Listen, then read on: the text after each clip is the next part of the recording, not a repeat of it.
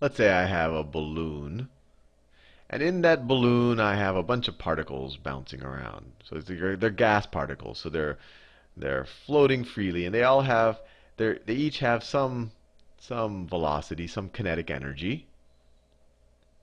And let me just draw a few more. What I care about is the pressure that is exerted on the surface of the balloon. So I care about the pressure. And what's pressure? It's force per area. Force per area.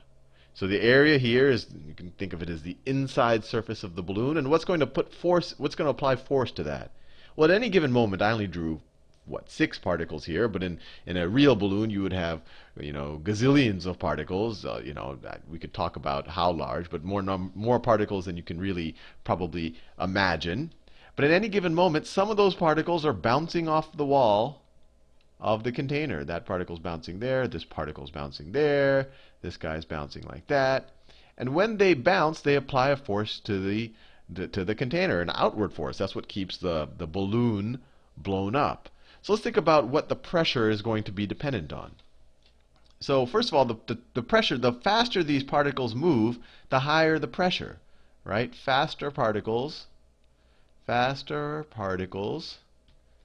would imply pressure would go up, right? Slower particles, you're going to be bouncing into the container less, and when you do bounce into the container, it's going to be less of a ricochet or less of a change in momentum. So slower particles, you're going to have pressure go down. Now, it's practically impossible to measure the kinetic energy or the velocity or the direction of each individual particles, especially when you have gazillions of them in a balloon. So what we do is we think of the average energy of the particles. And the average energy of the particles, you might say, oh, Sal's about to introduce us to a new concept. Well, it's a new way of looking at probably a very familiar concept to you, and that's temperature. Temperature can and should be viewed as the average energy of the particles in the system. So I'll put a little squiggly line because it's, there's a lot of ways to think about it, but average energy, or and mostly kinetic energy, right? Because these particles are moving and bouncing. The higher the temperature, the faster that these particles move, and the more that they're going to bounce into the side of the particle, into the side of the container. But temperature is average energy. It tells us energy per particle, right? If we wanted to know the total, so if temperature, obviously if we only had one particle in there with super high temperature, that's going to have less pressure than if we have 1,000,000 particles in there with, let me draw that. If I have, let's take 2 cases right here. One is I have a bunch of particles with a certain temperature moving in their different directions. And then the other example, I have one particle, right? And maybe they have the same temperature. That on average, they have the same kinetic energy. The kinetic energy per particle is the same.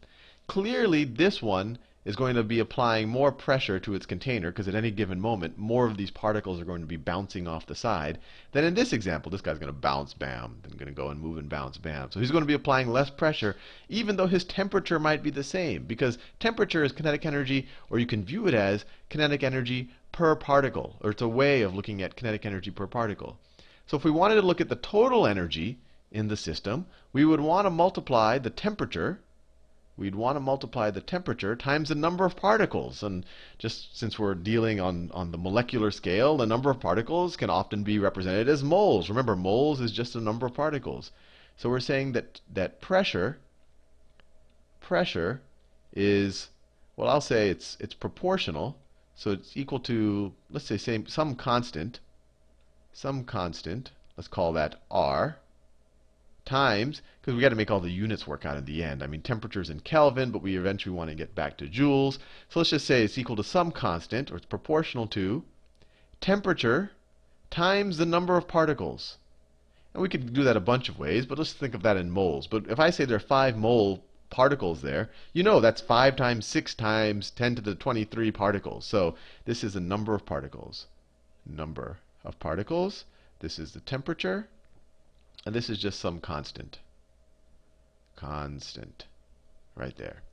Now, what else is the pressure dependent on? We gave these two examples. Obviously, it's dependent on the temperature. The faster each of these particles move, the higher pressure we'll have. It's also dependent on the number of particles. The more particles we have, the more pressure we'll have. What about the size of the container? The volume of the container? If we took this example, but we shrunk the container somehow, maybe by pressing on the outside. So this container looked like this, but we still had these same 4 particles in it. These same 4 particles with the same average kinetic energy or the same temperature. So the number of particles is the same, the temperature is the same, but the volume has gone down. Now these guys are going to bump into the sides of the container more frequently, and there's less area, right? So at any given moment, you have more force and less area. So when you have more force and less area, your pressure is going to go up. So when the volume went down, your pressure went up. So pressure is going to be we could say pressure is inversely proportional to volume. So let's think about that. Let's put that into our equation. We said that pressure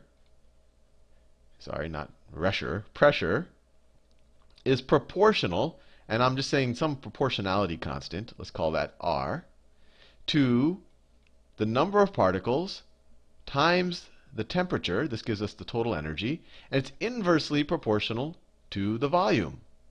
And so if we multiply both sides of this times the volume, we get the pressure times the volume is proportional to the number of particles times the temperature.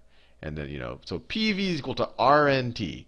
And just to switch this around a little bit, so it's in a form that you're more likely to see in your chemistry book, if we just switch the N and the R term, you get pressure times volume is equal to N, the number of particles you have, times some constant times temperature.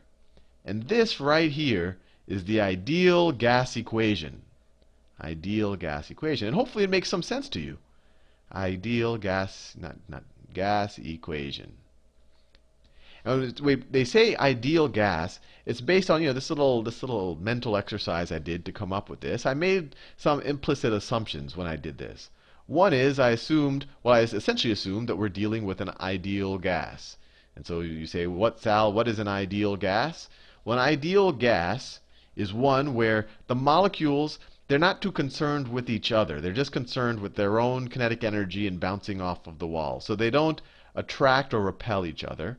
Don't attract or repel. Because let's say they attracted each other. Then as you increased the number of particles, maybe they'd want to not go to the side. Maybe they'd all gravitate towards the center a little bit more if they did attract each other.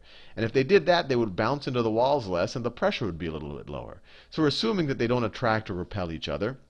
And we're also assuming that the actual volume of the individual particles are inconsequential, which is a pretty good assumption because they're pretty small. Although if you start putting a ton of particles into a certain volume, then at some point, especially if they're big molecules, it'll start to matter in terms of their size. But we're assuming that for the purposes of our little mental exercise, that the molecules have inconsequential volumes and that they don't attract or repel each other. And in that situation, we can apply the ideal gas equation right here. Now, we've established the ideal gas equation, but you're like, oh, well, what's R? How do I deal with it? And how do I do math problems and solve chemistry problems with it? And how do the units all work out? We'll do all of that in the next video where we'll solve a ton of equations or a ton of exercises with the ideal gas equation. But the important thing, or the important takeaway from this video, is just to have the intuition as to why this actually does make sense. And frankly, once you have this intuition, you should never forget it. You should be able to maybe even derive it on your own.